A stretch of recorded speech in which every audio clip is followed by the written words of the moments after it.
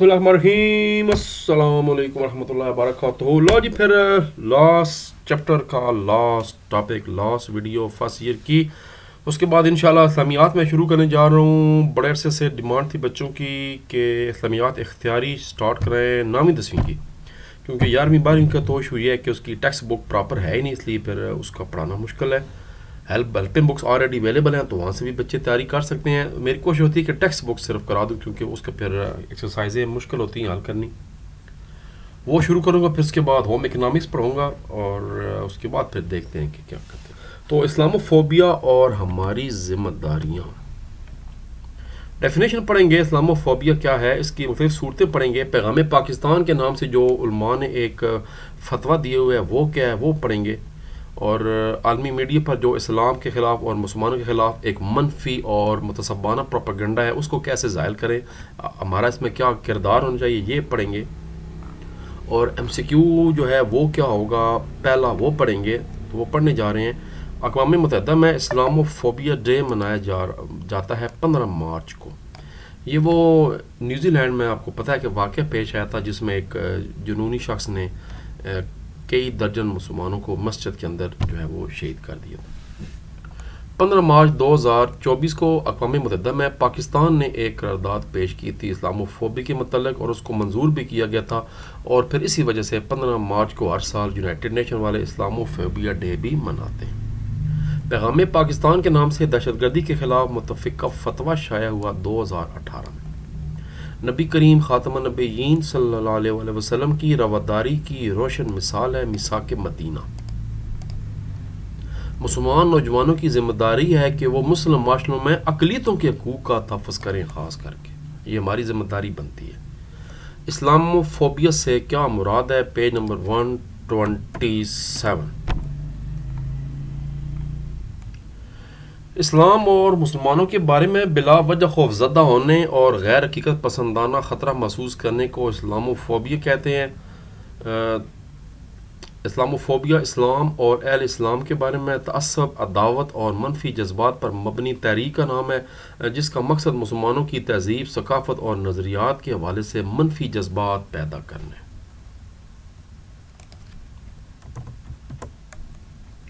Islamophobia की दो सूरतें तहरीर करें कि किस तरह अमूमन जो है ना डरा जा रहा है और किए जा रहा है।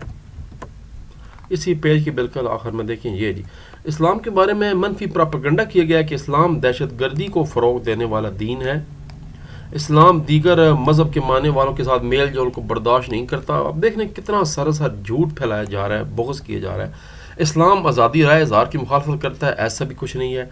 इस्लाम बुनियादी इंसानी हकूक़ और आज़ादी नस्वां की नफ़ी करता है। इस तरह इस्लाम के तसव्वुर जहाद को भी गलत अंदाज में पेश किया गया है। तो ये कई सूरतें हैं जिससे इस्लामोफोबिया फैलता है। जो आम इंसान है समझने वाला, वो फिर जो किसी मुल्क में रहते हैं गैर मुस्लिम, वो ये समझते हैं जी भाई ये तो फिर मुसलमान जनाब उनके साथ ये मसला है, वो तो पूरे बम है।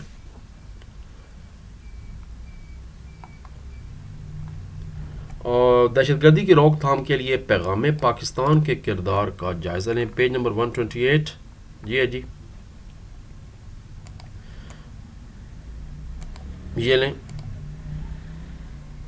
मुसलमान माशरे से इनफरादी मुसल्लह कार्रवाइयों के तदारक के लिए रियासत पाकिस्तान की तरफ से 2018 में पैगाम पाकिस्तान के नाम से एक मुतफ़िक़ा बयानिया, बल्कि ये एक तरह का फतवा है जो जारी की गई, जिसमें 1800 उलमाए कराम ने दस्तखत किए हुए हैं, जिसमें इस्लाम के तसव्वुर जहाद की वज़ाहत की गई है। इसमें यह कहा गया है कि कोई जो नॉन स्टेट एक्टर हैं, कोई इदारा, कोई मजहबी जमात, कोई इस तरह की नाम नहाद जहादी जमात या अपने तौर पर जहाद नहीं कर सकती। जहाद के लिए स्टेट की जो है वो इजाज़त लेना ज़रूरी है। स्टेट के पास अपनी फ़ौज होती है, ये स्टेट का काम है कि वो जहाद करे। अगर स्टेट आपसे कहे तो फिर आप स्टेट के साथ मिलकर जहाद में हिस्सा ले सकते हैं, मगर अपने तौर पर कोई तंजीम, कोई शख्स, कोई इदारा इस तरह जो है ना वो जहाद के नाम पर काम कार्रवाई नहीं कर सकते। इसमें बात बताई गई है। और इसमें इस्लाम के तसव्वुर जहाद की वज़ाहत की गई है। इसमें दहशतगर्दाना हमलों की भी मज़म्मत की गई है, और कुरान और सुन्नत की रोशनी में इस्लाम की दुरुस्त तस्वीर पेश की गई है। यहाँ तक है।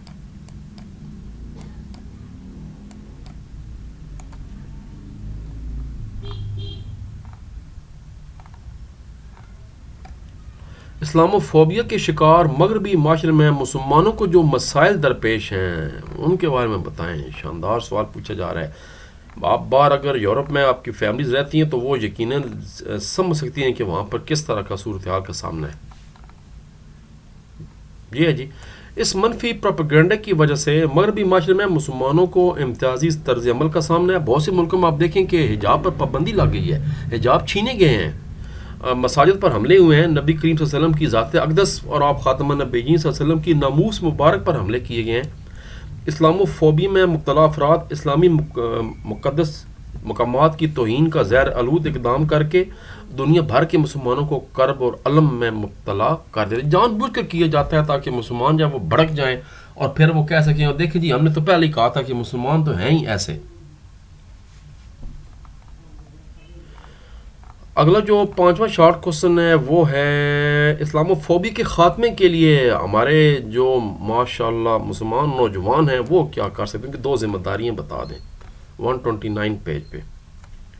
اس میں جناب ایک تو مسلمان عصر حاضر کے مسلمان نوجوانوں کی آپ لوگوں کی ذمہ داری ہے کہ وہ مختلف مذاہب کے ماننے والوں کے درمیان باہمی احترام کو فروغ دیں, خصوصاً اقلیتوں کے حقوق کا تحفظ کریں جو مسلمان ممالکوں میں اقلیتیں رہتی ہیں, رفاہی کاموں میں آگے بڑھنے کی کوشش کریں. اسلام و فوبیا کے واقعات پر جذباتی رد عمل دینے کے, اپنے علاقوں میں آگ لگانے کے, اپنی گاڑیوں کو جلانے کے بجائے بصیرت سے کام لے کر قانونی اور اخلاقی جنگ لڑنے کی کوششیں کی جائیں. واقعہ ڈنمارک میں ہوتا ہے اور بندے آپس میں پاکستان میں لڑ مر پڑتے. جذباتی ہونا اور بات ہے, ہم ظاہری بات ہے ہم ناموس رسالت صلی اللہ علیہ وسلم پر جان دینے کے لیے تیار ہوتے ہیں, مسلمان ہیں, ہمارا اس میں ایمان ہے, اور پر مسئلہ یہ ہے کہ اس کو صحیح طریقے سے جب ڈیل نہیں کیا جاتا تو پھر وہ لوگ مزید مذاق اڑاتے ہیں اور جان بوجھ کر ہمیں تپانے کے لیے اس طرح کے شوشے چھوڑتے ہیں. تو اس میں مطلب ہے اسٹیٹس کا بھی ذمہ داری ہے کہ وہ بھی لوگوں کو بتائے کہ اس صورتحال میں کیا کرنا چاہیے, کیونکہ وہ تو یہ کام کرتے رہیں گے, وہ تو نہیں رکیں گے. شیطان تو آپ کو پتہ ہے کہ ہر جگہ ہوتے ہیں, تو شیطان تو اپنا کام کرتا رہے گا. اسلام و فوبیا اور مسلمانوں کی ذمہ داریاں کیا ہیں اس پہ نوٹ لکھیں 128 اینڈ 129 پیج پہ, بس 2 ٹاپک کر دیں. یہاں سے شروع کریں لانگ کوسچن 128 پیج پہ. مغربی میڈیا کے منفی کردار کے ساتھ ساتھ مسلمانوں کی اپنی باہمی لڑائیاں بھی ہیں, ہم ان کا کیا کریں, ہم تو آپس میں لڑے ہیں اور ایک دوسرے کے بارے میں منفی خیالات کا بھی اظہار کرتے ہیں, فرقہ بندی ہم لوگوں نے کی ہوئی ہیں. تو پھر اس سے ان کو موقع ملتا ہے اور مغربی منفی پروپیگنڈے کو ہوا ملتی ہے. تو ہمیں دنیا کے سامنے اسلام کا حقیقی چہرہ پیش کرنا. اسلام کا تو مطلب ہی یہ ہے امن اور سلامتی والا دین, تو پھر اس سے بڑی اور کیا بات ہو سکتی ہے اس مذہب کی, اس کا مطلب ہی سلامتی ہے اسلام. پھر اس کے بعد وہ والا پیغام پاکستان والی بات کر دیں. اس کے بعد سوشل میڈیا کے پلیٹ فارمز پر جہاں اب پوری دنیا کا ہر دوسرا بندہ جناب سوشل میڈیا پہ بیٹھا ہے, کوئی ٹویٹر ایکس پہ بیٹھا ہے, کوئی یوٹیوب پہ بیٹھا ہے, کوئی فیس بک پہ بیٹھا ہے, کوئی اپنا یہ انسٹاگرامس پہ بیٹھے ہیں, ٹک ٹاک یہ بھی ایک طریقہ ہے سوشل میڈیا کا, اس پہ بیٹھے ہیں لوگ. تو اس میں جو مسلمان نوجوانوں کی ذمہ داری ہے کہ اسلام کا حقیقی چہرہ دنیا کے ہر کونے میں پہنچانے میں اپنا کردار ادا کریں. اسلام و فوبیا کے حوالے سے جو منفی پروپیگنڈے ان کا تدارک کریں, دنیا میں مسلمانوں کے خلاف جہاں بھی امتیازی سلوک ہوتا ہے اس پر آواز اٹھائیں, نبی کریم خاتم النبیین صلی اللہ علیہ وسلم کی ناموس مبارک پر کی جانے حملوں کے خلاف آواز بلند کریں اور آپ کی بے مثل سیرت اور کردار کو اقوام عالم تک پہنچائیں. چلتے چلتے جناب پھر میثاق مدینہ کا بھی ذکر کر دیں اور یہ سوال آپ کا ختم ہو جائے گا, انسانیت اسلام کے سایہ عاطفت میں پناہ لے سکے.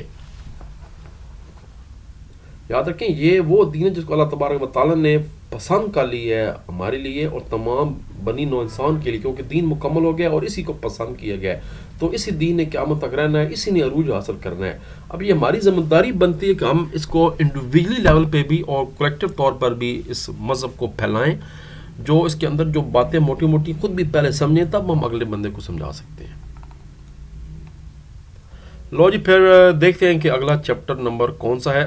اچھا یہ ہمیشہ میں بتاتا ہوں کہ کتاب کے آخر میں یہ جو امتحانی پرچہ دیے ہوئے یہ خود آپ نے ایٹ دا اینڈ حل کرنا ہے, جب آپ بورڈ کے لیے تیار ہو جائیں گے اس پیپر کو حل کرنا ہے. اس میں جو پیپر کی ڈسٹریبیوشن ہے وہ دی گئی ہے, 50 نمبر کا پیپر ہوگا ایم سی کیو 10 ہوں گے، حصہ 2 میں شارٹ کوسچن ہوں گے 20 نمبر کے، اور حدیث مبارکہ 4 نمبر کا سوال آئے گا، تفسیری سوالات 2 ہوں گے 8 نمبر کے، کل نمبر 16۔ آگے مزید ڈیٹیل یہاں پر بھی دی ہوئی ہے، دیکھیں سوال باب اول سے حدیث میں سے 4 نمبر کا پوچھا جائے گا، اور پہلا جو 4 سوالات دی جائیں گے جن میں سے 2 سوالوں کا جواب دینا ہوگا 8 میں سے، ہر سوال کا جواب 8 نمبر پر، 2 لانگ ہوں گے 8 نمبر کے، 4 میں سے 2 لانگ کرنے ہوں گے، اور حدیث والا جو سوال ہے وہ 4 نمبر کا ہوگا، ایک حدیث کا ترجمہ کرنے کے 2 نمبر، 2 حدیث مبارکہ آئیں گی۔